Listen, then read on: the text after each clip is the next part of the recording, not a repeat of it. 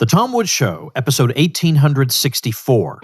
Prepare to set fire to the index card of allowable opinion. Your daily dose of liberty education starts here. The Tom Woods Show. Hey folks, you know as well as I do that conventional wisdom is so often not just wrong, but catastrophically wrong. And if we don't challenge it, it will keep on doing damage. One such narrative, the claim that deregulation caused the financial crisis of 2008. That's totally false, and you should be able to smash that at a moment's notice. You can do so with my free ebook, The Deregulation Boogeyman. Check it out at regulationmyths.com. Hey everybody, Tom Woods here. Our good friend Gene Epstein is back today. Gene, of course, is formerly the economics and book review editor at Barron's, and now currently he is the director of the SoHo Forum, an outstanding debate series that, unfortunately, because of what happened in New York, had to go virtual for a while, but is now once again having in-person debates. We're going to talk about another one coming up here in Florida. But first, I asked Gene to come on today because I wanted to get a reply to an article somebody posted on Facebook. Somebody I'm friends with posted an article by Dean Baker about the minimum wage, claiming there's a lot of room to raise the minimum wage and that in particular we ought to be focused on the fact that wages and the minimum wage have not kept pace with productivity, he says. If they had, the minimum wage would be $24 an hour. And now he concedes that you can't necessarily go right up to $24 an hour, but he's pointing out this divergence. And I wondered if that was really the full story. And so to get the full story, where else do you go but Gene Epstein? Gene, welcome back. Tom, it's good to be back. And also, I'm looking forward to seeing you in a few weeks, hopefully at the Villages, the Savannah Center at the Villages, where the SoHo Forum will have another debate. Indeed, it's going to be yet another debate on capitalism and socialism. But the good news for you, Tom, is that there will be a reception afterward at a restaurant/bar. And anybody who says the name of Tom Woods to me will get a free drink at the bar. I'm reinstating that great tradition, which, of course, I had to put on hold for so long. So hopefully you and your daughters and Jen and everybody else can come. And, of course, anybody listening to this just has to remember that name, Tom Woods, for a free drink at the bar. This is April 18th. Sunday afternoon matinee at 4 p.m. at the Villages. Go into thesoulforum.org for the complete information and how to buy tickets. Do you think you can make it, Tom? Or what? I will definitely be at this debate. Yes, okay, I will. All right. I'm very much looking forward to it. Okay, for that free drink, Tom is going to say yes, and that sounds great. And also, just another plug, the SoHo Forum Debates podcast. The SoHo Forum Debates podcast is where you'll be able to get all our debates, all our 50-plus debates. We've had some great ones, and hopefully you'll listen to them there.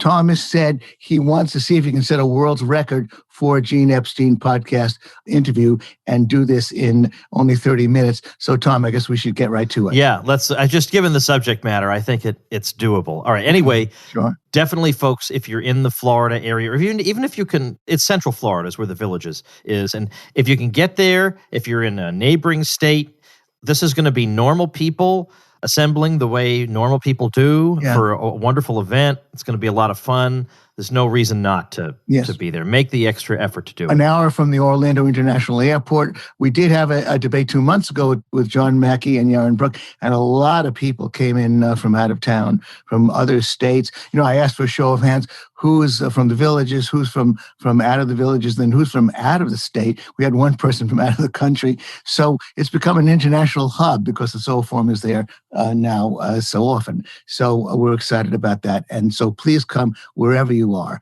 You should fly to Orlando Airport and go to Disney World and, of course, do the SoHo Forum on April 18th. Thanks, Tom, for the plug. Okay, excellent. My pleasure. Yeah. Let's jump into the subject for today, which involves an article by Dean Baker. And this is actually an article from early last year, but I only just found out about it. Mm-hmm. And the subject, the headline is, "This is what minimum wage would be if it kept pace with productivity." And so, you already kind of see where this is going. We need to increase the minimum wage, if for no other reason than we've kind of been led to believe that wages and productivity move together. And Baker is, I guess, part of the school that believes that there's been a divergence between the two, and particularly with the minimum wage. That really has not kept pace with productivity. So it'd be better for the minimum wage to be such and such. So I sent this to you, and I said, because I've read a couple of, Murphy and I did an episode on wages and productivity back on Contra Krugman. Sure, yeah? Okay, Yeah. Really?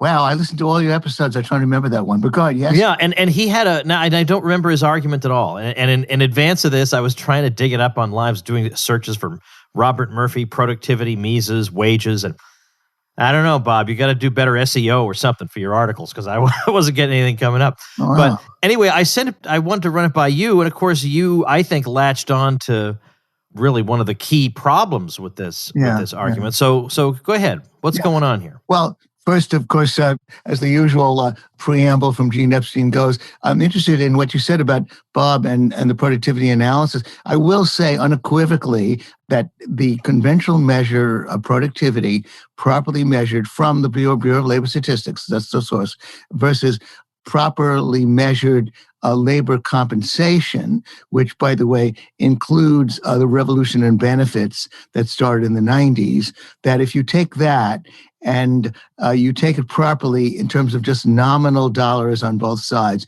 then they track each other pretty well and pretty consistently from 1947 to the present. It's a complete myth. It's based on all kinds of little silly problems with the way they do the numbers. Among other things, Dean Baker and others ignores benefits. Among other things, they use different and divergent price indexes. So indeed, real compensation has kept up with productivity. I'm curious to know how my friend Bob did this, because certainly he's somebody I deeply respect who knows the numbers. So that's a preamble. And then I want also to say that there's a certain bias, I guess, in the way people like Dean Baker approach any of these numbers. And I think the bias sort of arises from the fact that they don't believe the standard sort of free market economic argument about how wages will rise. I will say that I'm sometimes surprised by the empirical data showing that wages actually do rise in accordance with productivity, that most of the workers who were earning the minimum wage 40 years ago are above minimum wage today. And of course, that anticipates what I'm going to get into. I'm surprised partly because there's so many ways in which the interventions of government make it difficult for people to navigate the labor markets. And yet, if you actually take an honest look at the official numbers, you find that workers are doing just about as well as they used to and are doing pretty well in terms of any objective measure, including productivity. But now I want to hone in on Dean Baker's problem. Dean Baker specifically said that if you take the minimum wage starting in 1935, I guess is where he started, 1938, when it was first instituted. From 1938 to 1968, it kept up with productivity growth. The minimum wage rose in accordance with productivity growth. But since 1968, it severely lagged productivity growth. And so that's what he regards as a serious problem. And I think Dean Baker, by the way, is an honest person, but one would think that it might occur to him that he's talking about a law. He's talking about a government regulation. And he's not necessarily talking about a wage that was actually paid. And so you would think that maybe something happened to the way government regs were keeping up with productivity growth or with inflation since 1968. Maybe that was the problem. And indeed, when you look at a couple of numbers that I sent Tom, you see the obvious problem with what he's talking about. Again, what he's saying is that, and I want to pick up on the way he puts it, is that minimum wage earners. Okay, what are minimum wage earners? Well, in his view, minimum wage earners were people who were at the federal minimum wage. But another way of doing it, which would have to do with what was really happening in the labor market, would be to do what I did. I picked up on numbers starting in 1979 because that's as far back as the Bureau of Labor Statistics go. So let me walk people through this, and once they get this little part of it, I think they can see the problem with what Dean Baker said. In 1979, according to the Bureau of Labor Statistics, 7.9% of the workforce were at federal minimum wage, at or below the federal minimum wage. The below, for example, includes, servers in restaurants who get tips. So at or below the federal minimum wage was 7.9% of the workforce. So then you'd ask, what happened to these minimum wage earners going forward? Because that's the question that Dean Baker is asking.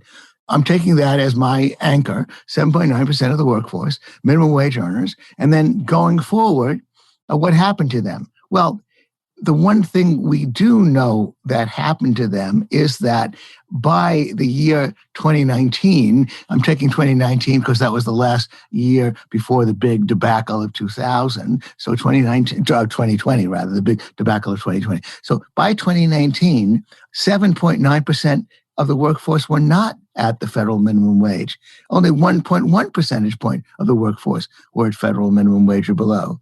So 86%, of course, we're dealing with different people, statistical people, because we're going through time, which is another bit of a problem with Dean Baker's analysis. But 86% of that 7.9% in 2019 were above the minimum wage. Now, we don't know how far above from this data, but we do know that employers were effectively repealing the minimum wage through market forces, that the 7.9% were no longer at federal minimum wage or below, only 1.1% were by 2019. So 86%, or 6.8 points of those people, were above the minimum wage by that point. And so that should be enough. And maybe I've proved that I can come in record time, even less than 30 minutes, although there's much more to be said. That should be enough to show that Dean Baker's analysis is totally off base. Minimum wage earners, in a market sense, are doing far better were doing far better in 2019 than they were doing in 1979, which is the date I can take it from. So that there's nothing to Dean Baker's analysis except to say that the federally mandated minimum didn't rise. But that has nothing to do with what we might call minimum wage earners in a proper sense, as a proper stable share of the workforce. As a share of the workforce, those people at minimum wage collapsed from 7.9% to 1.1% of the workforce. So I hope I've repeated the numbers enough for people to follow it. The graphs and the information is readily available from the Bureau of Labor Statistics. So, Tom, maybe you want to jump in and make a comment. I don't know how clear I do. Sure. So I was instantly persuaded by your line of argument when you sent it to me through email. Yeah. And I guess the follow-up question I have involves an argument that I hear from people on that side of things once in a while. Maybe if push came to shove, they would admit what you're saying. And they would admit that a very small percentage of people earn the minimum wage, and an even smaller percentage are still earning it a year later. Yeah. They might even concede that. But I don't know what the figure is, but they would say that there is a much larger percentage of people who, although indeed above the minimum wage, are not that far above it. They're above it enough for us to say, hey, look, there aren't that many people earning it. But these people say, but some of them are just hovering above it. Oh. So is that really such a big accomplishment for the free market? Okay. Well, Tom, I guess you asked a question for which I don't have the data prepared. My data do show, and I was only focusing on what Dean Baker was saying, data do show that, again, 86% of those who were at minimum wage in 1979 are no longer at that minimum wage in 2019. I don't know. It's true that there is data on low-wage workers. We could look that up. It's possible. I can't discount it. I haven't refreshed myself in looking at where people are in terms of wages. Now, I can deplore that. I can say I want people to earn more. I can also say, of course, as a free marketeer, that I wish you people would recognize all the ways in which government policies make it difficult for low-wage earners to navigate the labor market, in particular, the super expensive cost of housing in high-wage areas that makes it difficult for them to move, the many roadblocks to making it difficult for them to be mobile, the fact that they have to earn licenses to become cosmeticians or manicurists, all of those ways in which they penalize low-wage workers. I would then plead with them, please join me in campaigning against these government policies. So that's, I guess, the only response I can make. If they do have some kind of point that maybe more workers are at a lower wage than before, certainly we could lift those policies and do a lot better by these people. So that's one response I would have. Of course, the other response is that when you're talking about these complications, you have to control it for age, you have to control it for immigrants. I mean, the foreign-born are now really dominating the labor force. So many of them are, of course, those people at low wages. And for them, those low wages are unimaginable wealth compared to what they migrated from. So there's so many things to sort out in terms of the way it works. But certainly the main point to be made is that the free market, if left to its own devices, generally delivers for the vast majority of people who want a job. And that's, I think, the sort of conceptual anchor that most of these people lack. I think they really do believe that the capitalist dictates the wage for low-wage workers. They will spin myths about how, low-wage workers are just not smart enough to shop around. They're a little bit clueless. They can't get access to the internet, as though low-wage workers, young people in particular, is what they are, as though they don't talk to family, as though they don't talk to friends, as though they don't ever travel and find out about better opportunities. So all of those points, I guess, would be relevant. Of course, beyond that, we would have to say that raising the minimum wage, as has been proposed, is only, and of course the Congressional Budget Office, mainstream Congressional Budget Office is borne this out, is only going to penalize the weakest, the least skilled, and the most vulnerable, make it more difficult for them to find a job, put them on the ash heap. What was the number from the SIBO? The Congressional Budget Office estimated that 1.8 million jobs would be destroyed by the hike in the minimum wage. And those 1.8 million jobs would be jobs held by those people who most need on-the-job training. So again, the minimum wage hike solution is no solution at all anyway. Hey, everybody, let me just get a word in here to thank our sponsor, Merck Research. I am sure many of you are tired of hearing there's going to be a stock market crash just around the corner every day for the last 10 years. Well, our friends over at Merck Research provide unbiased monthly analysis on the economy and stock market.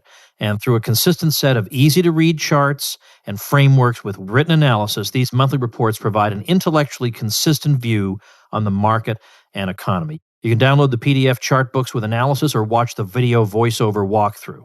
Their goal is to help you better understand what's really going on and ultimately to help you make better investment decisions. Almost all financial media, like all media, has become fear-mongering clickbait. And if you're tired of the nonstop and inaccurate doom and gloom and want an objective and insightful summary of what's going on in the market and economy, go over to tomwoods.com/research for a no-risk 3-month free trial. And it's only $20 a month after that. So for your no-risk 3-month free trial, check it out at tomwoods.com/research. Perhaps you could add something to what I said, Tom. Well, how about the claim that we get, and this is turning into just a minimum wage episode. I wanted to deal with just that one civic issue, but now I figure I got Gene Epstein here. I can ask anything I want. Okay, sure. So, of course, we've heard this over and over in recent years that, especially from, let's say, the average person repeating the research. Yeah. We'll put it this way. They'll say that higher wages don't lead to less employment. And now that, I see. now obviously what they mean is artificially imposed higher wages don't lead to greater unemployment. But it would be like saying, if the price of lumber goes up, don't worry, people won't buy any less lumber. Oh, are you sure?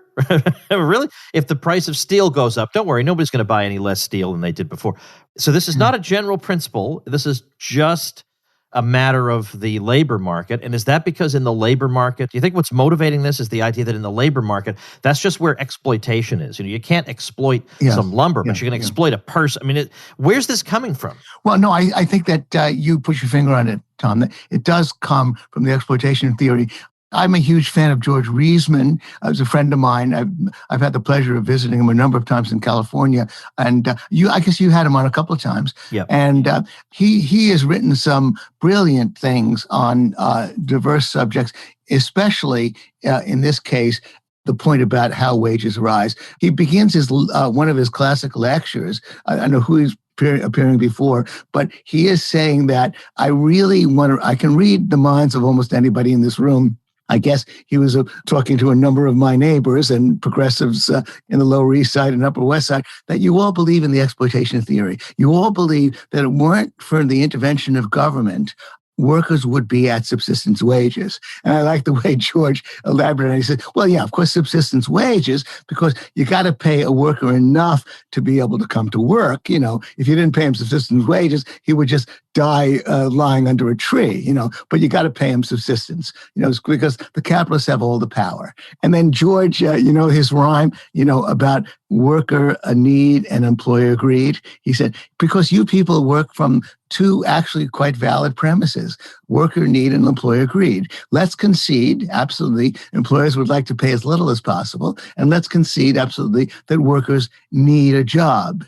And so there is indeed employer greed and worker need. But then you recall his next step. He used the example of moving to New York City and you own a car. You move to New York City, you own a car, and the car is going to be a liability. There's no parking on the street. It costs a fortune to use a garage, and so you'd pay somebody to take. You would be willing to pay someone to take the car off your hands, and then his argument is, but does that mean that in practice you're literally going to have to pay someone? No, because your particular dire straits situation has nothing to do with price formation. Precisely. Yeah. No, indeed. Or I put it, do any of you really expect to have to pay somebody to Right, of course not. Somebody wants that car, right? Yeah. Somebody will buy it from you. Yeah. So likewise, your particular situation, what you would be willing to do in the last resort, that's not where prices wind up. I mean, what a buyer might be willing to do in the last resort, he might be willing to part with his good at such and such price, but he doesn't want to, so he's going to try not to, unless he has absolutely no other choice. Precisely. So, yes. Yeah. And so I love that rhyme, employee, and I love the way George puts it. And I have to say about Dean Baker, I've read some things from him, and I think that there are people on Dean Baker's side who are willfully dishonest. A lot of journalists at the New York Times, for example, I've seen the way they deal with graphs. And of course, I do think that, perish the thought, I do think that that Paul Krugman has a dishonest streak. But actually, I give Dean Baker the benefit of the doubt in what I sort of remember from him. And Dean Baker, I remind readers, is the guy who wrote this thing about the minimum wage earners. He's the guy we're dealing with. But I think that Dean Baker sort of viscerally doesn't believe what we've just explained from George Reisman. He really does believe, as of course so many journalists and others believe, the capitalist has all the power. And then, as I say, when I contemplate the difficulties that low-wage earners face, the difficulty of just, if let's say you're a middle-aged guy and you're out of a job, why can't you just join a law firm, spend 6 months reading about divorce or real estate law, and put up a shingle if somebody's going to hire you? I mean, I've encountered two different kinds of law in my day as a consumer: marital law and divorce law and real estate law, and I know for a certainty that 6 months of apprenticing myself and I can master those two kinds of law. If I just worked for a law firm, I wouldn't have to go to college or law school. But you can't make a transition to those jobs. Of course, here I'm talking about smarter people. But then when you look at all the ways in which you want to become a plumber, I know a guy who was trying to become a plumber in New York City. They rigged the game against you. It's the plumber's mafia.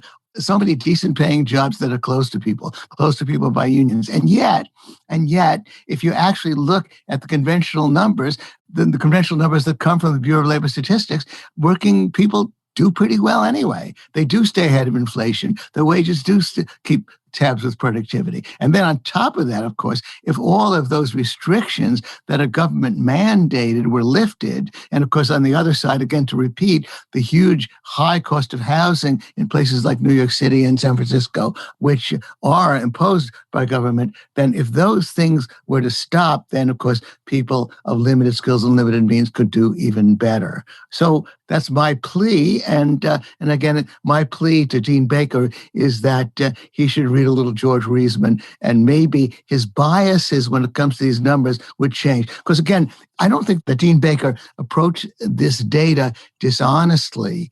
I think that because he's just got this bias, he doesn't think, wait a minute, what am I talking about? I'm talking about tracking a government-mandated wage. I'm not talking about tracking what people were actually paid. Why don't I look up a number like how many workers were actually at the minimum wage? Yeah. And then I might then he'd think about it a little bit more. I think that's where he fell into error.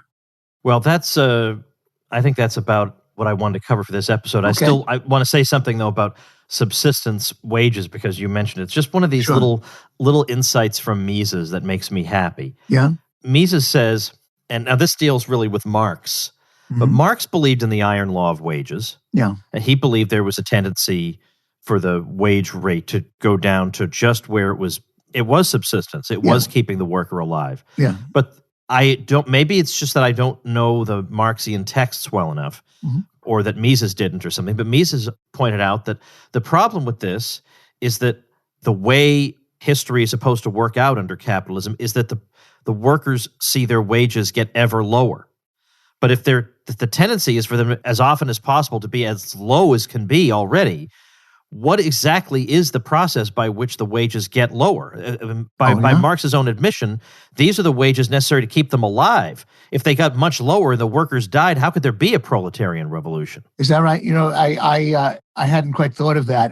There's been so much glossing over, and admittedly, I actually did read that stuff when I was at the New School, but it's 50 years ago, and I don't quite remember. In other words, as Mises was arguing then, that even what George Reisman said, which is that, well, at least, of course, if you don't pay them subsistence, they'll just so they'll stay at home and die. They won't come to work. So you got to pay them subsistence. But you're saying that Marx didn't even allow for that. Okay. Well, yeah, because his whole theory of how we progress to socialism is a continuing decline in wages for workers. But he's also saying that wages are at their lowest possible point. I mean, again, maybe our friend Richard Wolff has some answer to this, or maybe he would just fly off into an anecdote about somebody he met the other day. When you try to pin him down. Yeah. Well, Tom mentions Richard Wolff, who calls himself Rick Wolff. I don't think he's a friend of mine, Tom, as you know. But what's funny is that I did my last social debate with Richard Wolff, and I'm pleased by the fact that it's now got 2.2 million YouTube views. It keeps climbing, especially since Richard Wolff delivered a lecture about a week later from that debate and made up just incredible stories about what I had said and what he had said, a complete fantasy about how the debate went and how we were asking each other questions, which we never did. And so you forced me, you touch a button on me and Richard Wolff. I can't actually approach him to ask that. But I want to return to just at one other point, which is that I remember when I was at Freedom Fest and I was watching a debate on the minimum wage. And I was just in the audience. And again, this professor of economics, he's just smiling benignly, and he's talking about how minimum wage workers just don't know how to shop around. They can't get access to the internet, And again, he's just making it up, making up these condescending stories about people of limited means, as though it was never possible to find out about better opportunities unless you had access to the internet. Now, I wasn't going to quibble with him about whether they do or don't have access to the internet, and I didn't get a chance to ask my question and ask, you really think that they're not shopping around? You really think they don't see signs outside stores, or they don't talk to relatives, they don't talk to friends? I mean, that's another sort of deep-seated belief, I guess, that gets in their way, that low-wage workers are sort of too dumb to shop around for better job opportunities. So that too appalls me. It seems to be part and parcel of this whole myth about capitalists dictating the wage, but for the intervention of government. And of course, you and I turn that analysis on its head and point out that workers, low-wage workers in particular, would do far better if only the government were to back off. Well, with that, I'll link to the Dean Baker piece we've been talking about at tomwoods.com/1864. I don't know if there's anything else, any other thing on this people should read off the top of your head. I don't know if I sent you a brief analysis, Tom, plus a chart. I sent you the chart of just the absolute number of people at the federal minimum wage, which bounces around. But then from 1979 to the year 2020, it basically falls from nearly 8 million workers at or below minimum wage to about 1.5 million. And so it tells that story. I mean, you have it in your email box. Maybe you can link to it because it does sort of outline the argument. So maybe that we'll put the chart. Yeah, we'll put the chart right on the page. So tomwoods.com/1864. So the next time I'll see you, looks like it's going to be, just I guess a few weeks and here in Florida. It's going to be great. I look forward to that, Tom. Absolutely. Thank you so much, Gene. Sure. Bye-bye. Okay, everybody, as we finish up another week of Tom Woods Show episodes, I have a little something for the brainiacs out there, okay? And it's a website called mentalsupermodels.com. And it's the site of the Mental Supermodels podcast, hosted by Jeremy Thomas and Myron Weber. And it explores the theory and practice, the art and science of mental modeling for solving problems and making decisions in business and life. It's great for people who are leading teams to get better results, for aspiring professionals looking to impress the boss, or for entrepreneurs growing a business. Every single episode has thought-provoking ideas and actionable techniques to improve the way you think. So once again, the website mentalsupermodels.com. You can get the podcast there, also show notes, transcripts, other resources worth checking out, linked on the show notes page, tomwoods.com/1864. And as you go into the weekend, think to yourself, I've been thinking about having a blog of my own or a website, and I know old Woods can help me. Woods can help you. Woods will give you nice publicity like this and other great bonuses that will give you a nice head start when you launch that site. So check out the details on how to get these kinds of goodies from me that the Mental Supermodels folks just got over at tomwoods.com/publicity, and I'll see you next week. Become a smarter libertarian in just 30 minutes a day. Visit tomwoods.com to subscribe to the show for free, and we'll see you next time. Like the sound of The Tom Woods Show? My audio production is provided by Podsworth Media. Check them out at podsworth.com.